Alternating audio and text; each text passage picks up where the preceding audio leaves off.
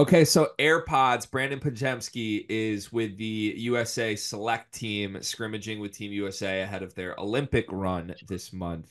And if you watch some of the footage that came out from this scrimmage last night, it was the first time they went live, to my knowledge. AirPods was heavily involved. Brandin Podziemski was essentially running point guard for the select team. You also saw a lot of highlights with Cooper Flagg.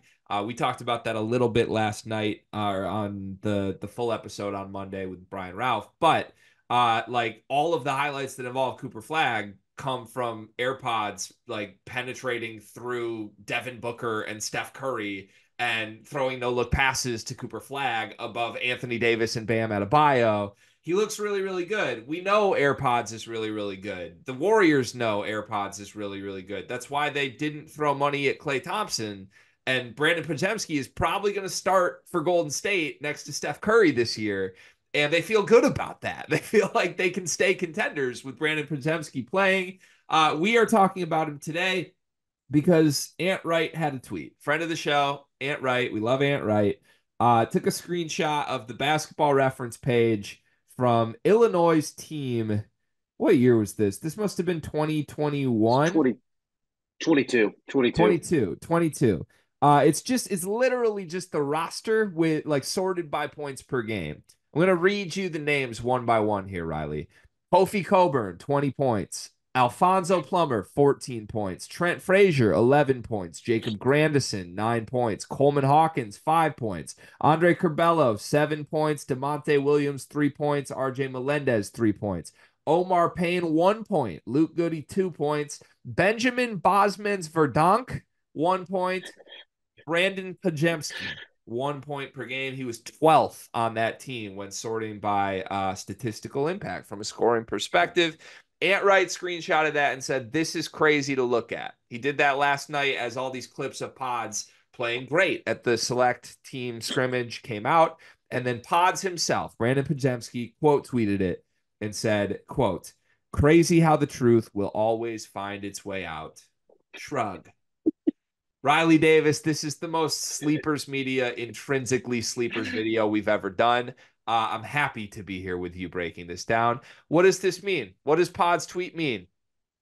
First off, I love this. I love when we get the passive aggressive tweets from players years after they left their school.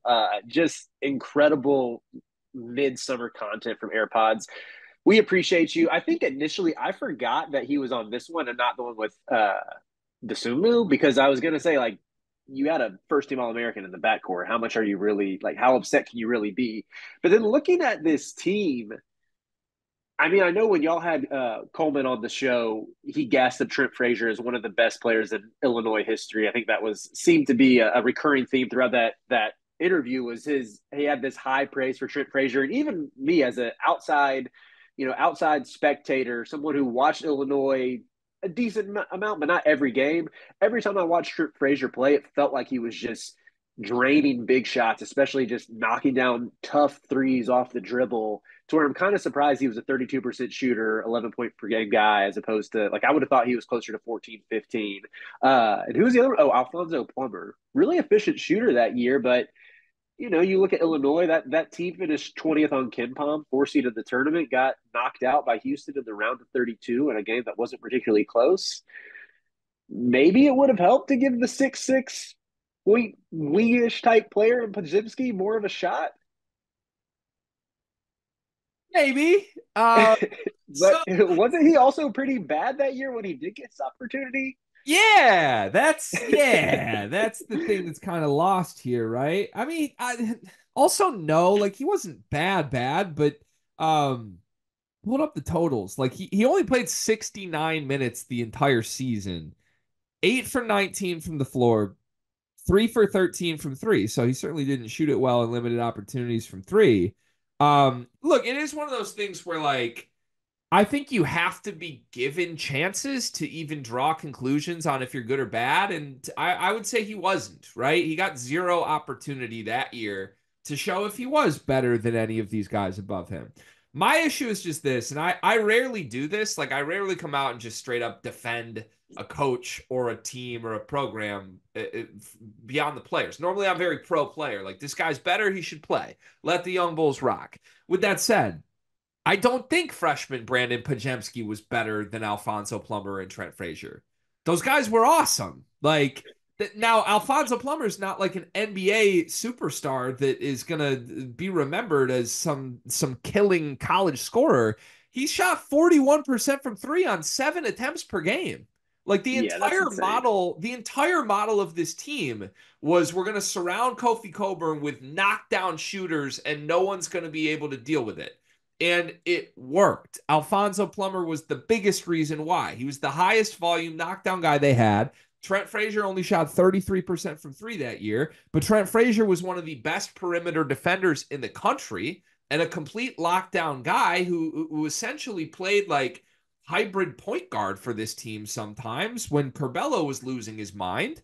So I don't know. You could go down the list here and be like, AirPods deserve some minutes over RJ Melendez, right? Like, RJ Melendez played 8 minutes a game in 22 games that year. Does AirPods want that role?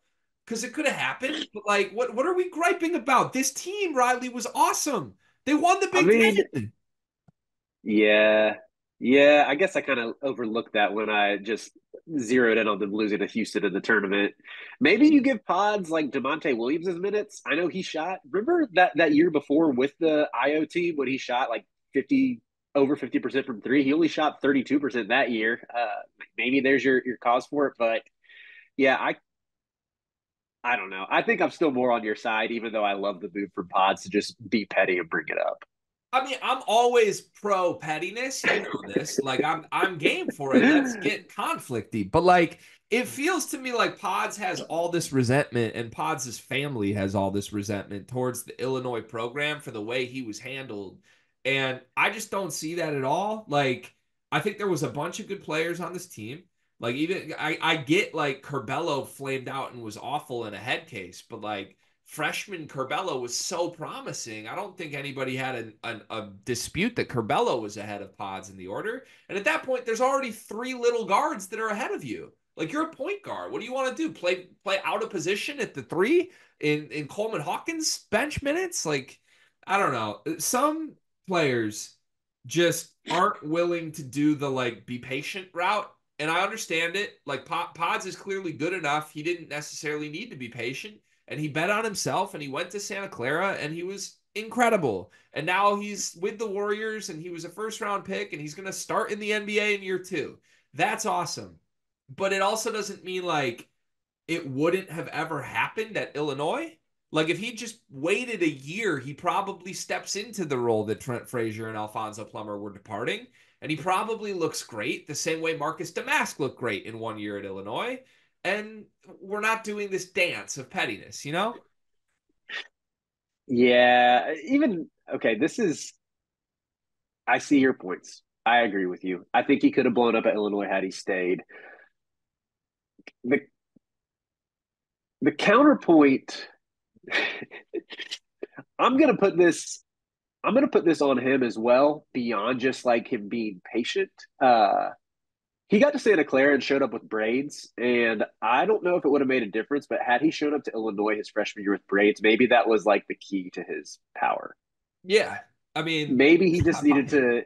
Maybe it's a little Samson, of Samson and Delilah fame type dynamic working here, where when Pods let the hair grow, that was when he became this 20 point per game scorer at Santa Clara. I could buy that. So maybe it's on him. Also, I have a feeling this is going to make its way back to Brandon somehow because he does seem like someone who like will find any piece of content that's said about him and make sure he watches it and responds to it, which I'm pro. I love that, by the way. In his heart, he's an Illinois player. Like all good Illinois players have this element to them. Shout out Coleman Hawkins. But can we also step back for just a second and have a little bit of a like, who does this guy think he is moment? Because like he's kind of talking like he's some NBA superstar. He averaged 9.2 points a game last year, Riley. Like, Well, we had Dion Hillford on our draft show, gassing up like the Warriors potentially getting Paul George, and his number one his number one cause for his hope for that trade playing out was I just watched a season of Brandin Podziemski. And I was under the impression that Pods was really good because I know his highlights looked good. It seemed like people thought he was the hidden gem of that draft class. To hear a Warriors fan be down on him definitely like put a bit of a damper on how I view his long term NBA prospects. He had a great season. A great season for Podziemski is 9 points a game. It's crazy how the truth always finds itself out, right? Like, by the way, I Googled this just to make sure. Compare Pods or rookie season in the NBA. Go look up Jordan Poole's numbers with the Warriors. And Jordan Poole, I think, is a good player. Don't get me wrong. Now he's in Washington doing his I score the basketball a bunch of times thing on a horrible team. Maybe Pods will have that career trajectory. I don't know. But it's pretty easy to look good playing next to Steph Curry and Klay Thompson. Like, that's not a very difficult thing to be like the third guy there that the defense isn't paying any attention to. I think there's a lot of guys in the league that could score 9 points a game in that role. So credit to Pods. He's earned this. He's going to get a chance next year, I think, to start next to Steph Curry. He's looking good at the select camp right now. But yeah, I think it's a weird move for him to have all this resentment to Illinois when the Illinois program is kind of like firing on all cylinders right now as if they let him down and did him dirty. It's weird times. Yeah, maybe give Herb Sendek a little bit of love instead. Yeah. Embrace the WCC, embrace the school that unlocked who you truly are or who you hope to be. Yeah, he should be like propagating Adama Ball right now. That's what I want. And instead, we're just, it's like you're still bitter over your ex, dude. That was 6 years ago. It's weird.